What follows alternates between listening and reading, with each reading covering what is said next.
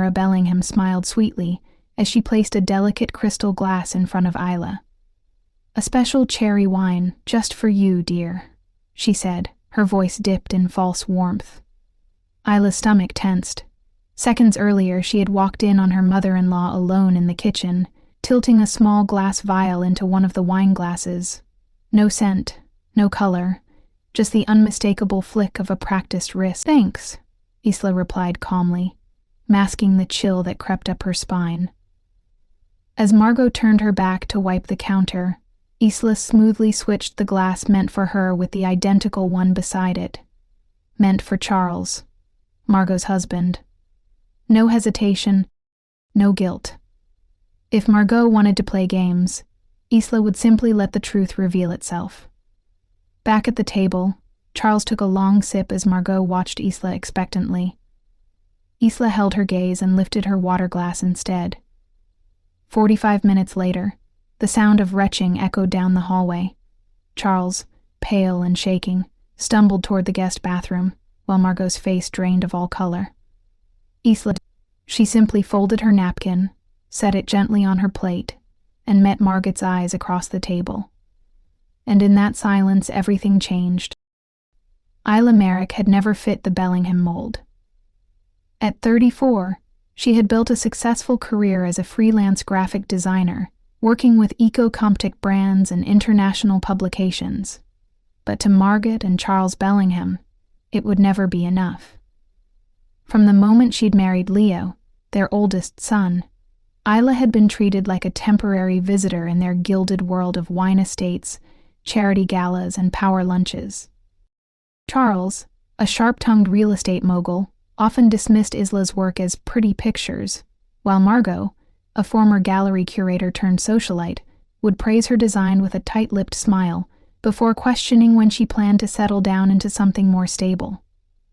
Leo tried to buffer the tension, gently deflecting jabs during dinners, but Isla felt it in every passive-aggressive comment, every exclusion from family photos, every time Margot introduced her as Leo's wife without mentioning her name. It wasn't just disapproval, it was erasure. And worse, Isla had seen the subtle influence Margot held over Leo. Little decisions that once belonged to them slowly became family matters. Isla tried to keep the peace for Leo's sake, but every smile she gave at those Sunday dinners came with a silent scream. "They'll never accept me, not unless I become someone else." As the deeper Isla looked, the more the threads unraveled. This wasn't just about cold stares at the dinner table or backhanded compliments. It was a pattern, a campaign of quiet control that had followed Leo his entire life. Margot had a way of making people feel indebted to her, disguising manipulation as maternal concern. When Isla launched her design studio, Margot offered unsolicited branding tips and questioned if Leo was financially supporting her dream. When they moved into their modest cottage on the outskirts of Santa Rosa, Charles offered to co-sign for a bigger home, so Leo wouldn't feel burdened. Even Isla's closest friends seemed to vanish. Marguerite had once suggested one of them was jealous and possibly inappropriate with Leo. Over time, Isla noticed how Leo's decisions began to stall. He'd second-guess plans they'd already agreed on, retreat into silence after calls with his parents, and hesitate to speak up when Isla defended herself. It wasn't just disrespect, it was erosion. A quiet dismantling of boundaries until only the Bellingham way remained. And Isla wasn't the first. A brief conversation with Claire, Leo's sister-in-law, revealed similar experiences, whispers of discomfort, isolation. It wasn't chaos. It was choreography. And Margot had been dancing the same steps for years. The evening of Margot's 60th birthday arrived, cloaked in forced elegance. Isla had just returned from a grueling week in Oregon, overseeing a branding shoot for a sustainable surfwear line along the misty coastline. Jet-lagged and aching, she barely had time to change into a soft green wrap dress before Leo was ushering her into the car. "Just a couple of hours," he promised, kissing her hand. Their drive wound through the hills of Napa Valley, past rows of grapevines and rustic tasting rooms, until the towering Bellingham estate came into view, Stone pillars, manicured lawns, and the heavy weight of expectation. Inside, the dining room was dressed in white linens and golden flatware, with a long table already buzzing with chatter. Margot floated between guests like a hostess from a magazine spread, kissing cheeks and offering rehearsed smiles. Charles boasted loudly about a new vineyard acquisition, and Isla sat quietly, counting the minutes. After the main course, Margot disappeared into the kitchen, reappearing minutes later with a tray of glasses. "A little cherry wine to celebrate," she announced, handing one directly to Isla. As Margot turned, Isla caught a glint of something tucked hastily into the kitchen drawer, a glass vial. Her heart thudded. She had seen enough. With steady fingers, Isla stepped forward. "Let me help carry those," she offered, picking up the glasses with care.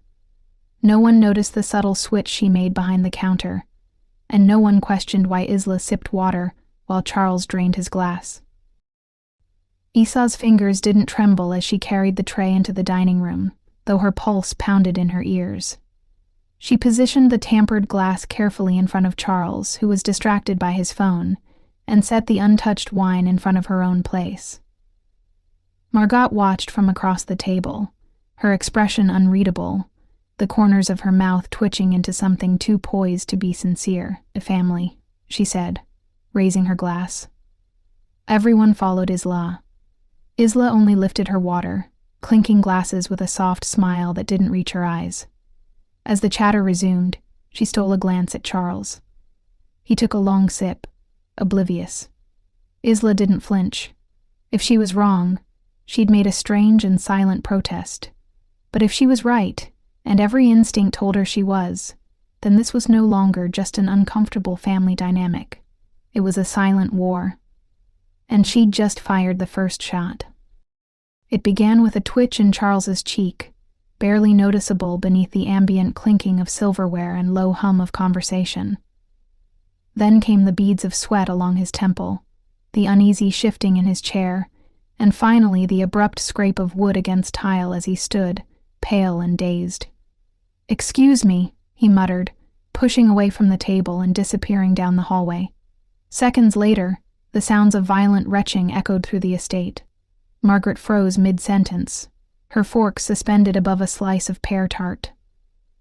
Her eyes snapped to Isla, who met her gaze without blinking. There was no accusation in Isla's expression, only knowing, steady, calm, and deadly clear. For a moment, the entire room held its breath. Then Margaret jolted up from her seat, muttering something about bad shellfish. Leo followed her, concerned, while guests exchanged confused glances. Alone at the table, Isla folded her hands in her lap and stared at the untouched wine glass in front of her, the one Margot had meant for her. Her heart was steady now, not with fear, but with cold certainty. She knew, and Margot knew she knew. From that moment forward, it was no longer about being accepted. It was about taking control. The following Monday, Isla sat across from her former client, Dr. Sienna Moore, a forensic toxicologist who now ran a boutique food safety lab in Santa Rosa. Isla handed over the sealed wine glass she'd carefully preserved in a padded bag, her explanation deliberately vague. "Family incident," she said quietly. "I just need to know what was in it." 3 days later, Sienna tested positive for benzodiazepines. Not a lethal dose, but enough to knock someone out for several hours, especially if they weren't used to it. Memory loss, dizziness, nausea. Leo was at his parents', checking in on Charles, who was recovering from a stomach virus. Isla hadn't told him what she'd found, not yet. Not until she had more. Because this wasn't just about a drug drink. It was about patterns, control, and a slow dismantling of the truth. Isla had no intention of accusing Margot without proof. But now, she had her first weapon. In the days that followed, Isla transformed from designer to detective. She scoured online pharmacy records, cross-referencing names and prescribers, and uncovered something deeply unsettling. Marina had active benzodiazepine prescriptions from 3 separate doctors in different counties. Isla dug deeper, reaching out discreetly to former neighbors and acquaintances through social media. What came back were whispers, long buried. Margot causing a scene at a garden party, accusing another guest of stealing her scarf, only to find it later in her own purse. A member of her tennis club recalled Margot being banned briefly for unfounded accusations and erratic behavior. At her old art gallery, a former assistant hinted at jewelry gone missing during a holiday party. Nothing ever stuck, of course. Charles had always stepped in to smooth things over. Damnations, favors, erasure, and manipulation. The drink wasn't a fluke. It was part of something bigger. A system built to maintain control over anyone who threatened Margot's carefully curated world. For years, people had been gaslit into silence. But Isla wasn't afraid of being called dramatic or paranoid. She wasn't here to be liked. She was here to expose the truth. The perfect opportunity arrived, wrapped in Margot's own vanity. "She wants new photos for her art blog," Leo said one morning over coffee, still half asleep. Asked specifically if you could take them. Isla blinked. Margot had never shown interest in Isla's design work, let alone asked for a favor. "Really?" she said, trying to sound casual. "Yeah," Leo shrugged. "Said she liked your lighting style." Isla nodded slowly, already forming a plan. That Saturday, she drove alone to the Bellingham estate, with her camera bag slung over one shoulder and a manila envelope tucked beneath her coat.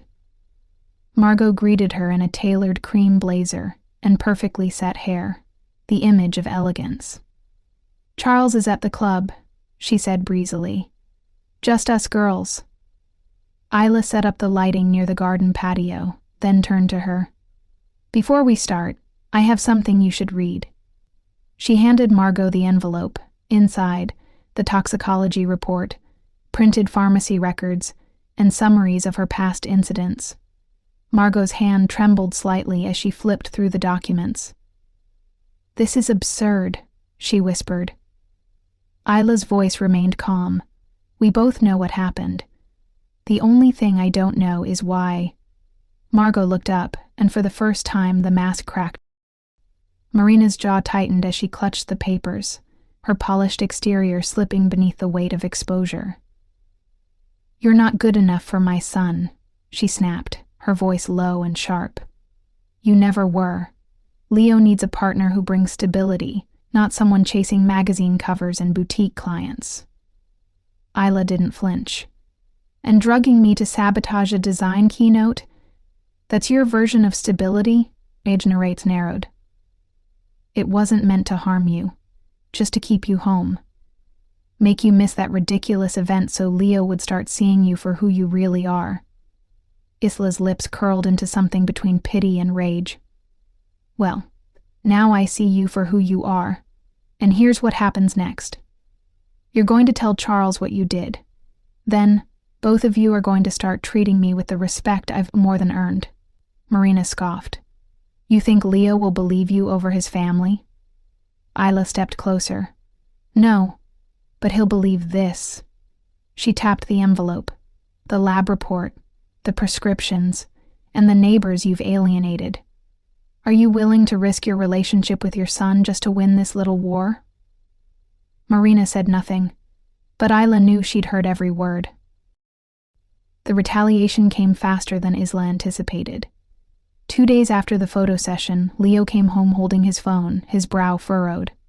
"My mom said you were aggressive during the shoot," he said carefully.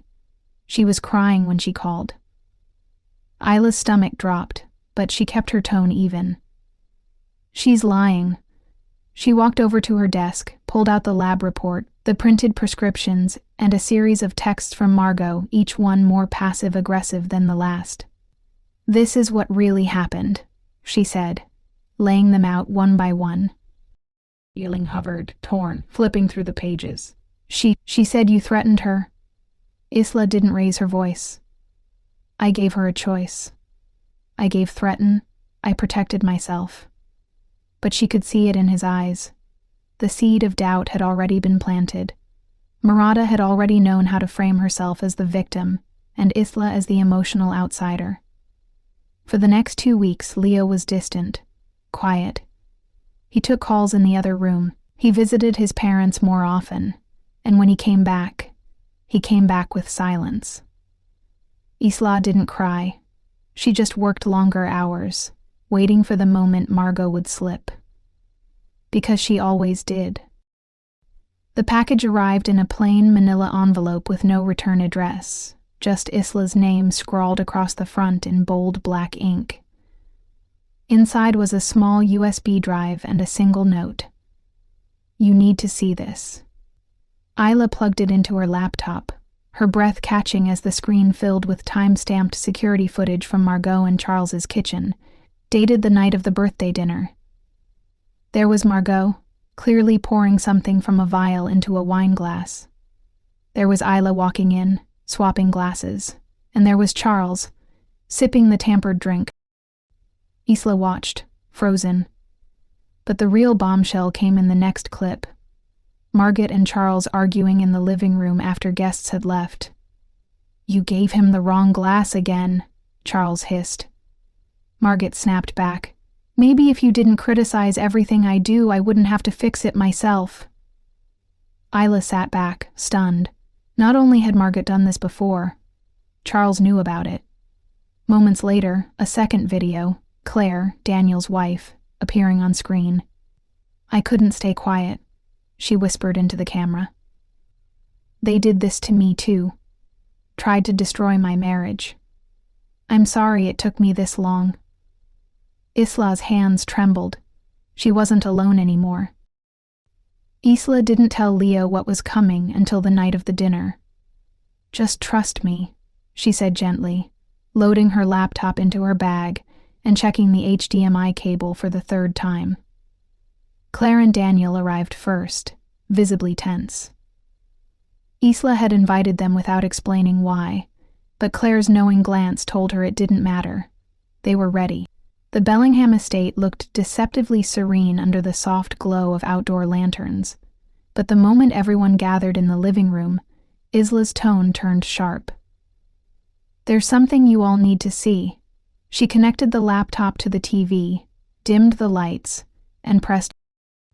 For the next hour, Isla let the footage speak for itself.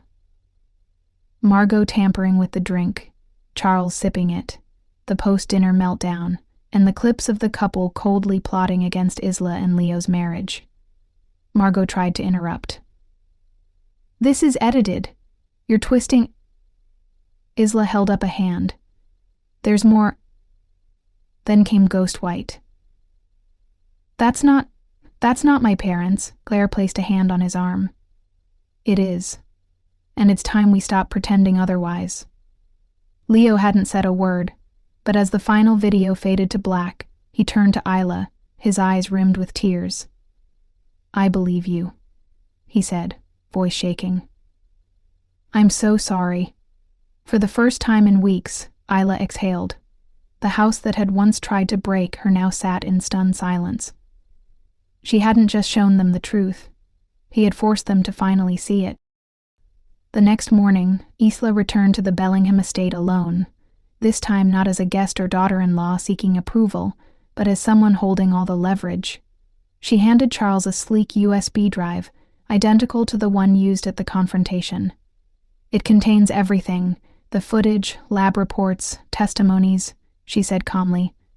"This is your copy." Charles' expression tightened. "And what exactly am I supposed to do with it?" he asked. Isla met his gaze. "Nothing, unless you plan to interfere again. If you ever try to undermine my marriage, my work, or plant another lie in Leo's mind, copies go to your investors, your country club board, and the gallery sponsors you court so desperately." For once, Charles was speechless. He wasn't used to being threatened, especially not so elegantly. "You married into this family," he said coldly. "Do you think you can scare us into respect?" Isla smiled faintly. "No, Charles. I don't want your respect. I want your silence. And now I have it." She left without another word, her heels clicking confidently down the marble steps. Margot didn't appear, but the message had already landed. Isla didn't need their validation anymore. She had something far stronger: control of her own narrative. 6 months later, Isla stood beneath a white awning in downtown Santa Rosa, the sign above her new studio catching sunlight: Merrick Creative. The gallery buzzed with clients, friends, and quiet admirers tracing their fingers along printed catalogs and canvas displays. Beside her, Leo held her hand. On his other arm, their daughter, Hazel, slept peacefully against his chest. Her parents had flown in from Oregon. Claire and Daniel stood near the back, chatting warmly. And Margot and Charles? They arrived late, stayed quiet, and left early, but not before shaking Isla's hand and offering a polite, almost reverent nod. Months earlier, Gerald had transferred the deed to the house Isla and Leo had been renting into their names. No conditions, no comments.